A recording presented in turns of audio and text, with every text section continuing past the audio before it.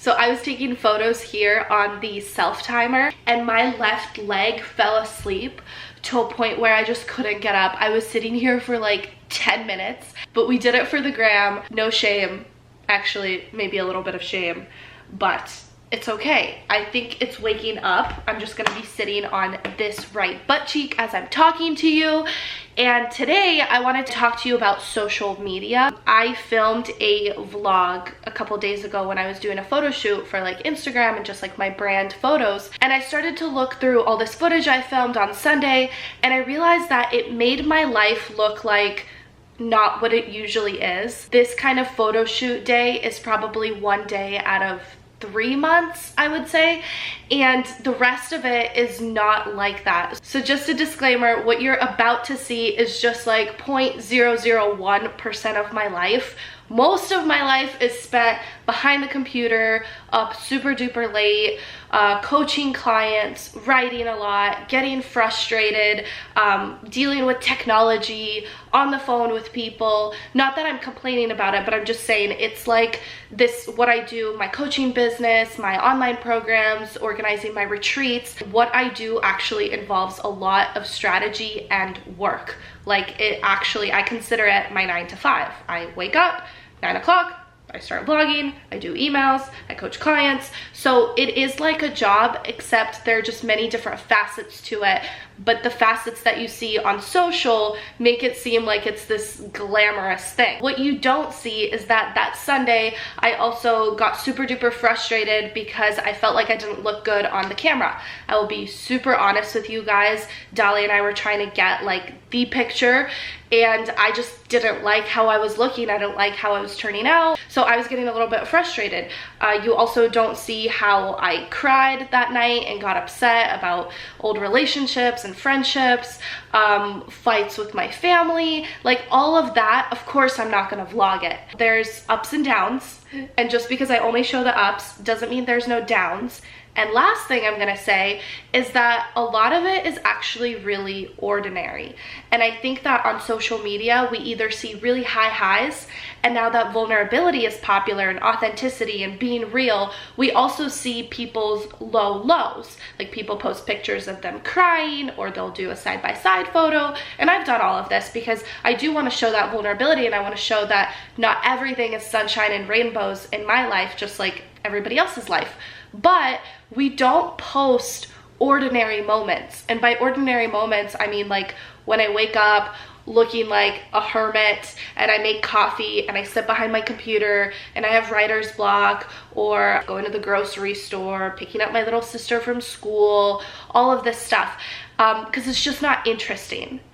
So just so you know, social media will show you a high high and a low low, but it doesn't show you the ordinary, which makes it feel like everybody else's life is so exciting and they're either on this like high on life, or they're low but they're sharing it and they're so strong and they're courageous, which yes, those two things are true, but what's in between, the ordinary, the cups of coffee, the trips to the grocery store, the commutes, the dinners by yourself on the couch in front of the TV watching Netflix, all of that is not shown because it's too ordinary. Don't look at other people's life and glamorize it and think it's oh so exciting, that your life is boring, because the extraordinary moments are in your ordinary. When you're able to connect with somebody on a deeper level, when you're able to create, write, paint, dance, all of those little moments, those are what make up your extraordinary life. So make sure to leave me a comment down below with any questions. Nothing is off limits. I will tell you anything about Instagram, YouTube, social media, what I do.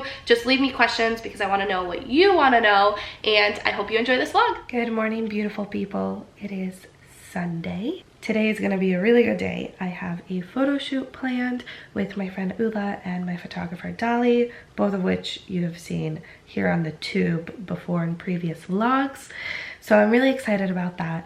But I haven't figured out what I'm going to wear or what kind of pictures I'm gonna be taking. I think there's like so much pressure on social media to always have perfect photos. And I remember the days when I used to just take pictures of my food, throw the X-Pro filter onto it, and then just call it a day and put it on Instagram, and everybody loved it. And now it's like, I feel like photos are getting like more and more professional, and they're getting more and more fancy and artsy and emotional. I, of course, like have this pressure to take pictures like that, but I'm trying to just get out of that mindset. I'm gonna show you some behind the scenes of the shoot, because I know that like on Instagram it's just like a highlight reel. It looks like I just have a photographer following me around, and I don't. And I'm actually pretty freaking awkward in front of the camera. So I'll show you guys all of that. But first, I gotta go brush my teeth because I taste disgusting. We are out here at Ula's place with Dali, and we have a fluffy blanket. If you like photography and you don't have a fluffy blanket, get a fluffy blanket. Always works. We're gonna take photos with the pizza, and then we're gonna eat the pizza.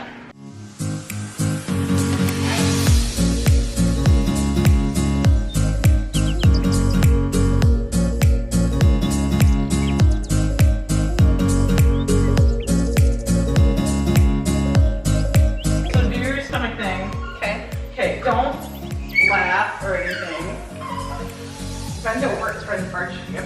Do something like that. Try to straighten. Yep. We got it! We got all the rolls. I never knew my life would be like this. Today's my first picture in a bra.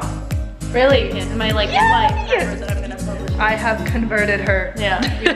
You have to switch places with one person in the whole world. Who would you switch places with? Like tomorrow, you could wake up as a new person. Like for a day or forever? Forever. Forever? Yeah.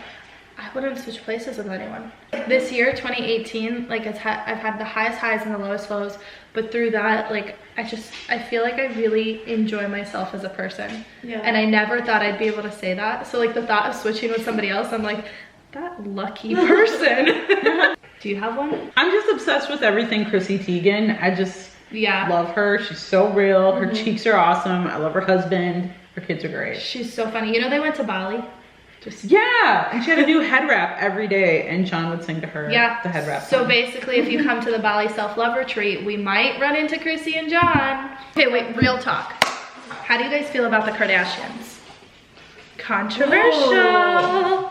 I don't understand how people can just get rich and make money on things, and then the things they advertise is just so silly, you know? Yeah. They're all look-based. I mean, what have they really accomplished as women? They have all this money, they could do everything they want, you know? Yeah. And they do the lollipops, the flat tummy teas, and then most of the people that follow them are young girls. Like, I wonder why. It's like you have millions of dollars. Like, do you really need another, I don't know, how much would they get paid for that lollipop post? 100,000 probably. 100,000? Yeah. Like, do you really need an extra 100,000 at the expense of all the other young girls' well-being? Do you think that they just don't know about the health and stuff? Yeah, they do. Or about like eating disorders or body image? Or It's so skewed because of where they live and how they live and who they're surrounded by, especially in LA. I mean, it's just different. So then maybe they think they're doing good for the world. I don't know them. That's first of all, like I don't watch TV. I don't even watch Netflix. But from what I've heard, I just like, I kind of agree with what you said. Like they have so much money, they could be making such an impact in the world.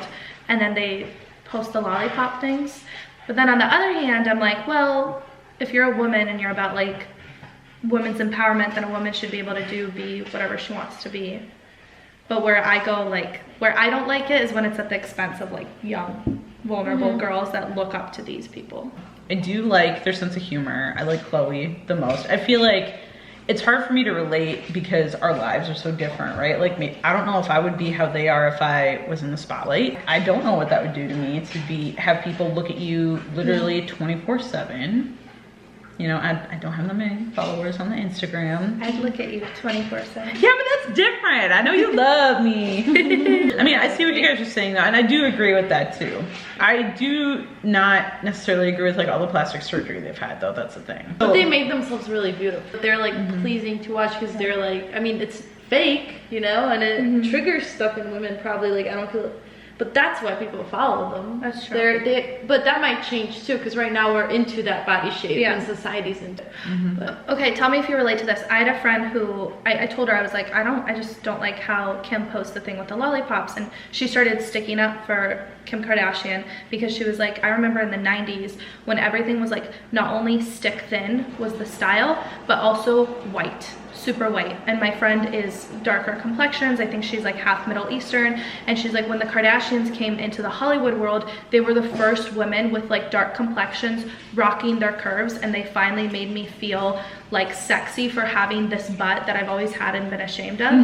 And so I feel like they have like successfully like pushed the beauty standard towards like a more curvier, and in a sense because of that healthier, because women are meant to like store more fat around our hips and everything like that. But then like you said, they took it to an extreme, and now it's like plastic surgery, the tiny waist, which yeah. honestly, what number of women actually have that type of waist? It takes like specific genes, and I see so much of that on social media where their fat goes into their butt and their thighs and not so much in their stomach. And for me, no matter how skinny I would get, I could never have that because I just have bigger ribs. I showed you guys my ribs. We looked at her ribs. We did. I'm not lying. We had a whole discussion about your ribs. She's like, my ribs are protruding, but it's funny because had you not said that, I would have never. Yeah, and I would have never said that if we weren't in the society where that rib cage that's so small is so popular. You know what I mean? I would have never been like, this side is too protruding. It only happened like a couple of years ago when it was like in, and I was like, I wanna,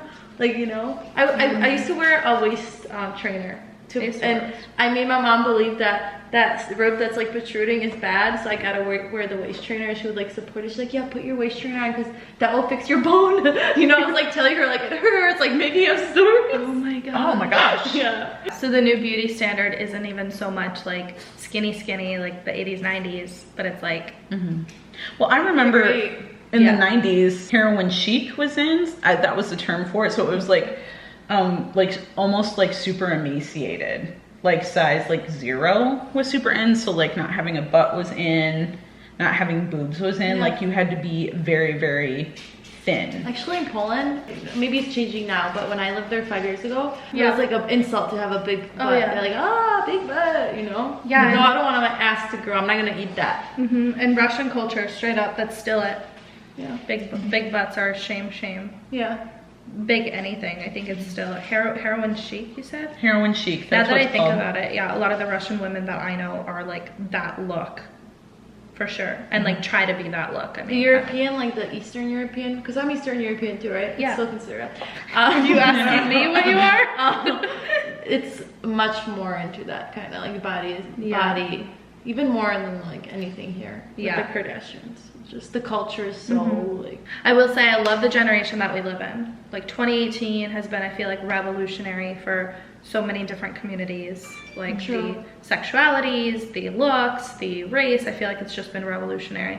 2019, I feel like it's gonna be even better. But I just like love this generation of self-expression that we're in.